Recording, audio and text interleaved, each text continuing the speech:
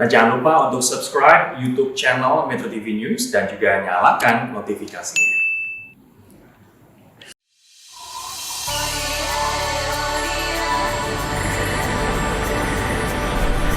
Sebuah wujud keajaiban alam. Tanah subur, hamparan lumbung pangan.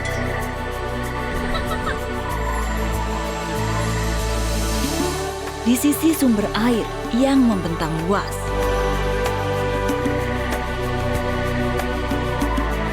Menjadi rumah bagi puluhan generasi. Yang mewarisi keramahan dan keunikan budaya tanah ini.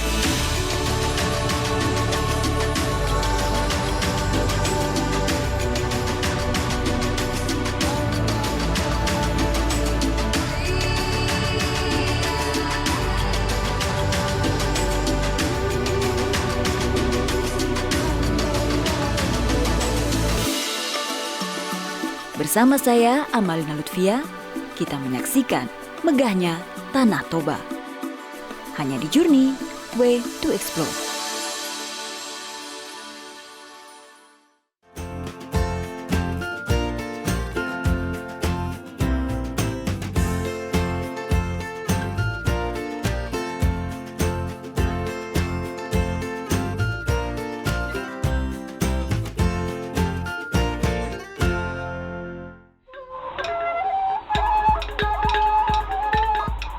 Dalam Journey kali ini, saya akan mengajak Anda ke sebuah lokasi wisata yang juga wujud keajaiban alam. Salah satu kawasan strategis wisata nasional, danau vulkanik terluas di dunia, Geopark Caldera Toba. Untuk menuju Danau Toba dari Jakarta, saya menempuh perjalanan udara menuju ke bandara terdekat Danau Toba. Bandara Internasional Silangit di Siborong-Borong, Tapanuli Utara, Sumatera Utara. Setelah 2 jam perjalanan, tibalah saya di Kabupaten Tapanuli Utara, Sumatera Utara. Di sini saya dijemput oleh rekan fotografer yang sebelumnya sudah janji nih mau jadi pemandu saya menjelajah Danau Toba.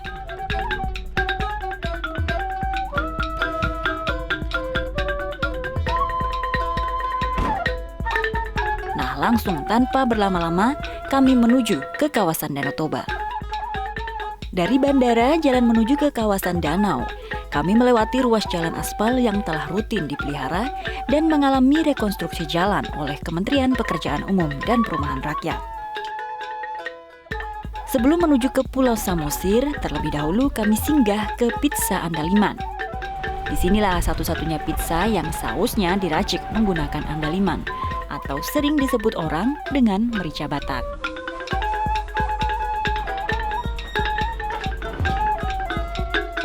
Kita mau pesan apa nih? Kayaknya wajib pizza ya. Pizza. Pizza andaliman 1 ya. Oke, pizza andaliman 1. Udah itu aja. Ada lagi yang bagus. Apa itu? Ikan arsik. Ikan arsik. Iya. Jadi Itu bagus di sini. kurang kenyang ya kalau pizza doang. Ya udah boleh ikan 1 lagi. Selain keunikan bumbunya, di Resto Pizza Andaliman ini kita bisa menikmati langsung view Danau Toba dari sisi selatan.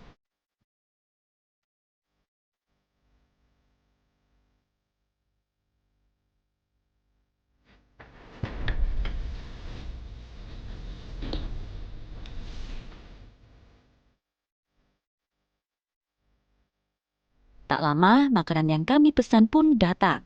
Semua makanan ini diracik menggunakan andaliman. Yuda, ini berarti pizza andaliman itu kan satu-satunya di sini atau di Indonesia. Ini maksudnya andalimannya ini ada di pizzanya atau gimana? Ya, sebagian ada dibuat di pizzanya nih. Jadi pada saat kita memakannya, rasa di lidah, rasa yang sangat luar biasa khas andaliman. Adanya hanya di Tanah Batak ya? Tanah Batak Abang nggak ada? Ya mungkin tidak ada. Oke. Nah, ini udah tahu belum? Oh, ini yang tadi Ini dibilang namanya ikan arsik. ikan arsik itu juga makanannya orang Batak. Iya. Jadi pada saat acara adat, biasanya arsik ini harus ada. Oh, oke. Seperti itu. Baik. Kita coba dulu ya Kita makanannya langsung. orang Batak ya. Iya. Walau rasanya pedas, tapi andaliman ini membuat makanan menjadi makin sedap. Rasanya seperti campuran antara merica dan daun jeruk. Aromanya sungguh membuat kenikmatan masakan semakin bertambah. Sayang, andaliman ini hanya bisa tumbuh di tanah Batak, tepatnya di 3 daerah di Sumatera Utara, Toba Samosir, Tapanuli Utara, dan Dairi. Jadi traveler yang ingin mencicipinya harus datang ya ke sini.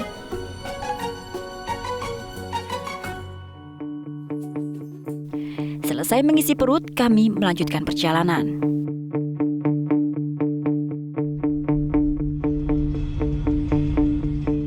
Hampir 2 jam perjalanan, tibalah kami di Menara Pandang Tele Samosir.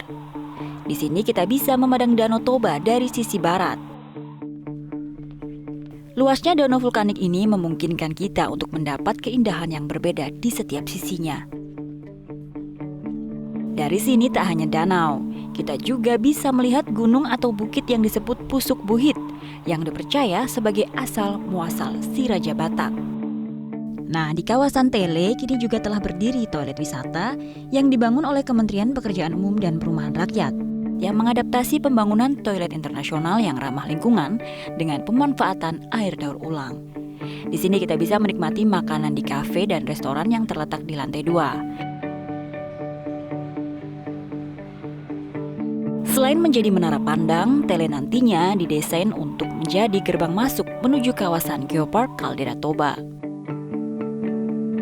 Dari grand design penataan kawasan Tele oleh Kementerian Pekerjaan Umum dan Perumahan Rakyat, terlihat nantinya kawasan ini akan menjadi kawasan terpadu wisata dengan berbagai fasilitas diantaranya resto, jembatan, viewing point, instalasi seni, skywalk, dan tentu renovasi menara pandang. Dari Tele, proyek juga akan berlanjut dengan pelebaran jalan di akses menuju Danau Toba, termasuk pelebaran alur danau dan pembangunan jembatan Tanoponggol. Dari selebar 25 meter, alur danau di Tanoponggol diperlebar menjadi 80 meter dengan pengerjaan sepanjang 1,2 km. Dan penggalian di kedalaman dari 3 meter menjadi kedalaman 8 meter.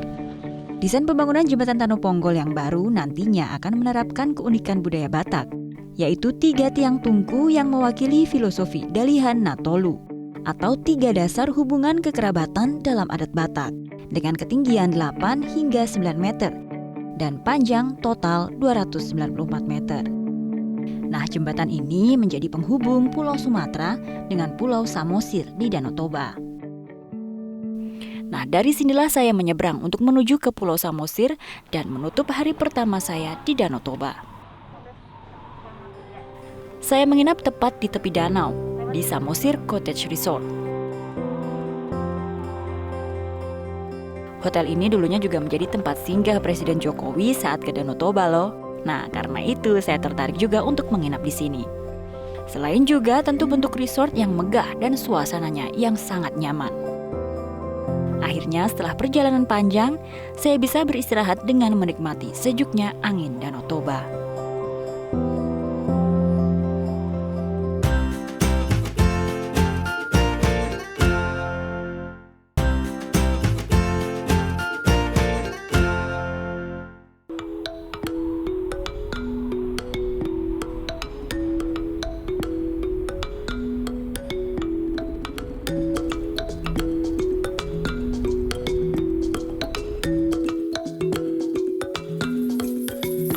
Pukul 7 pagi, matahari baru muncul di sini.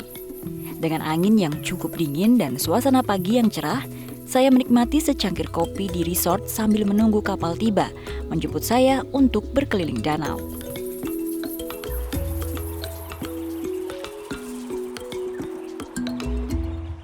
Nah, tak lama kapal wisata pun bersandar di depan resort.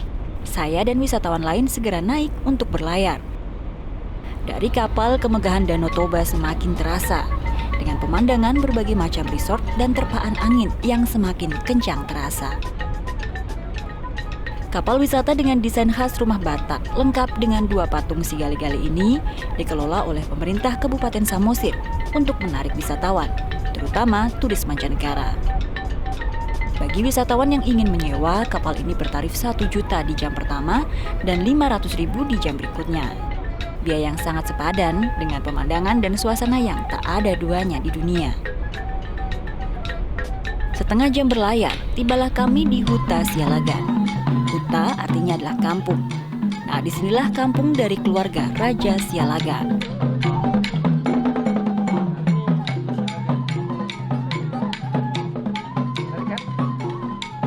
Ada Bapak.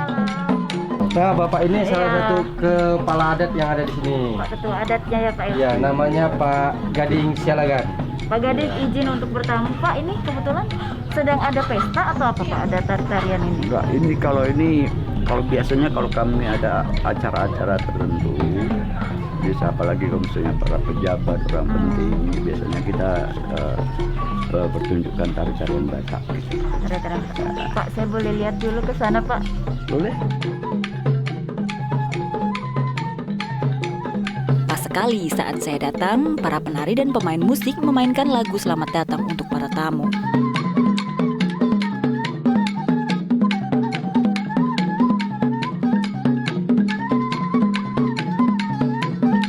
Dengan musik khas Batak yang menghentak, membuat siapapun yang menonton bersemangat dan menikmatinya.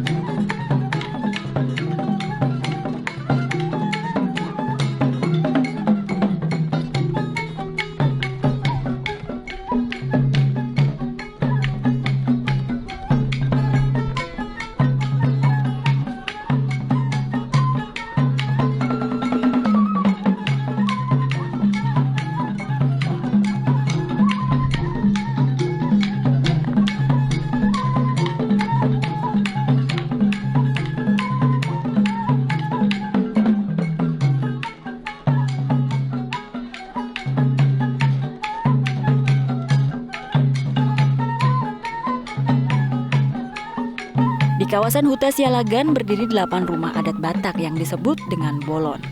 Huta Sialagan ini dikelilingi oleh tembok batu setinggi 1,5 hingga 2 meter yang disusun bertingkat dengan rapi. Selain masih menyimpan rumah adat yang terpelihara, Huta Sialagan juga syarat akan sejarah yang peninggalannya masih terawat di kampung ini.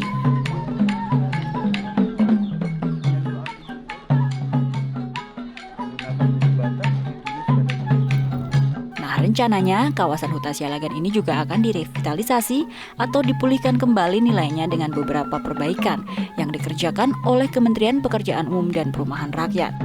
Di antaranya revitalisasi atap rumah bolon dan pembangunan rumah bolon baru, loket, toilet, pembangunan pusat souvenir, parkir kendaraan, dan revitalisasi batu persidangan. Dari Huta Sialagan kami bergeser menuju ke Huta Raja, tepatnya di Desa Luban Suisui. Nah, di sini dikenal dengan kelompok tenunnya yang turun-temurun membuat tenun Batak dan Karo. Sama seperti di Huta Sialagan, kawasan Huta Raja ini juga nantinya akan direvitalisasi atau dibangun oleh Kementerian Pekerjaan Umum dan Perumahan Rakyat.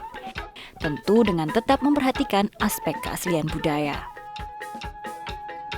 Kegiatan menenun para inang-inang di Huta Raja ini dimulai dari pukul 8 pagi hingga pukul 1 siang. Lalu mereka akan beristirahat dan baru melanjutkan kembali menenun saat sore tiba sekitar pukul 4. Jadi bagi travelers yang akan ke sini dicatat ya jadwalnya. Halo Opung, boleh nanya-nanya ya? Ini kain ulas apa namanya? Ini ulus karo namanya. Ulas Karo sama ulas Batak itu sama Teh? Enggak, lain tuh. Lain, apa bedanya? Kalau bedanya, kalau ulus Batak ngerjainnya pun lama, nggak bisa sebentar. Kalau ini agak lumayan, bisa karena benangnya ini bisa kita bilik langsung punya ubah pakai cat. Oh, Jadi kalau ulus Batak ini harus kita bikin alami. alami. Kalau ini bisa pakai cat ya? Iya, bisa. Di hari kedua lengkap rasanya kami mengunjungi 2 kampung, sekaligus menyaksikan keunikan budaya Batak. Di Tanah Toba yang dilimpahi dengan keindahan alam, juga kekayaan dan keramahan suku budayanya.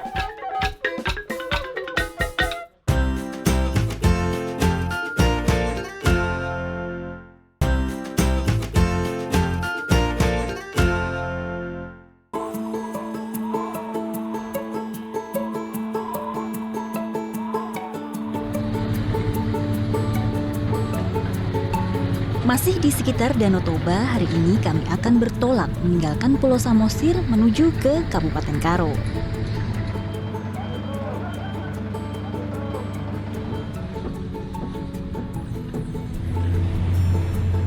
Dari Pulau Samosir kami menyeberang melalui Pelabuhan Simanindo menuju ke Pelabuhan Tigaras.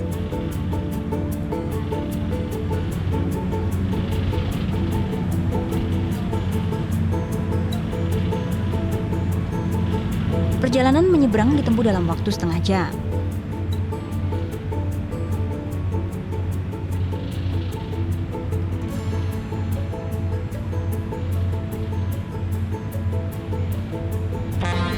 Nah, sampai di pelabuhan, kami lalu bertolak menuju ke lokasi pertama, Taman Lumbini.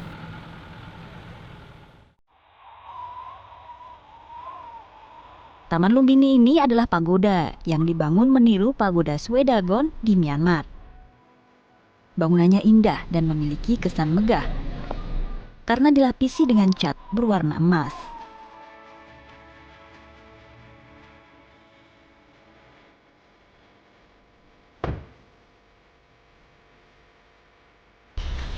Sebelum masuk ke area halaman pagoda, pengunjung wajib menaati protokol kesehatan. Tak hanya itu, ada aturan lain yang wajib dipatuhi. Karena tempat ini adalah tempat ibadah umat Buddha, pengunjung harus patuh dengan aturan yang berkaitan dengan keamanan dan kesopanan. Nah, memasuki halaman pagoda, banyak nih pengunjung yang berfoto. Memang bangunan pagoda ini sangat cantik, bahkan terkesan kita seperti berada langsung di Myanmar. Lokasi pertama yang kita datangi di Karo ini adalah Taman Alam Lumbini. Ini kita pengen kesini sih karena memang ini masuk ke rekor muri sebagai pagoda tertinggi di Indonesia ya. Iya, benar sekali. Selain itu, benar. ada ini pagoda ini tuh sebenarnya kok bentuknya beda ya sama yang di Indonesia gitu umumnya. Ya, ini kan pagoda ini replika dari pagoda Swedagon yang ada di Myanmar. Ini tingginya sampai 46 meter nih. Jadi ini sebenarnya masih dipakai buat tempat ibadah. Tempat ibadah. Jadi memang harus kesini tuh pakaiannya sopan, nggak boleh Betul. mengganggu karena ini tempat ibadah. Betul. Agama umat Buddha sebenarnya. Kita sambil foto-foto yuk ke sana. Boleh.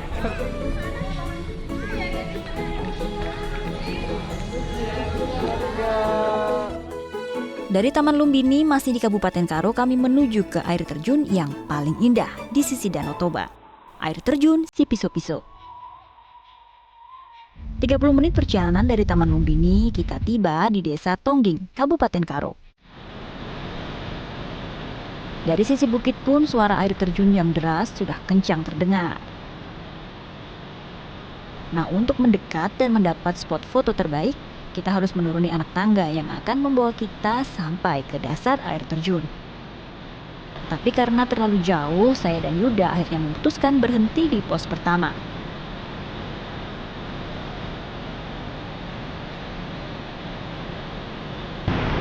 Dari Samosir kita udah bergeser di Karo, terus di air terjun Sipiso-Piso, air terjun yang megah banget nih.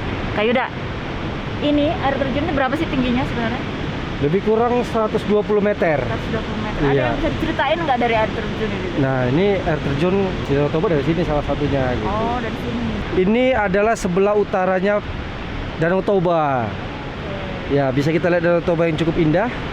Seperti itu, dan cakupan airnya dari sini nih. Oke. Oh, jadi lihat deh di sebelah sana langsung Danau Toba. Wow. Dari sini pun air terjun sudah sangat indah terlihat. Dan di sisi belakang kami nampak Danau Toba yang membentang luas hingga terlihat dari Kabupaten Karo. Indahnya air terjun Sipiso-Piso menutup perjalanan kami di Danau Toba kali ini. Sebuah danau yang megah, syarat sejarah dan wujud keajaiban alam yang tak ada duanya di dunia. Sampai jumpa di perjalanan journey new normal berikutnya.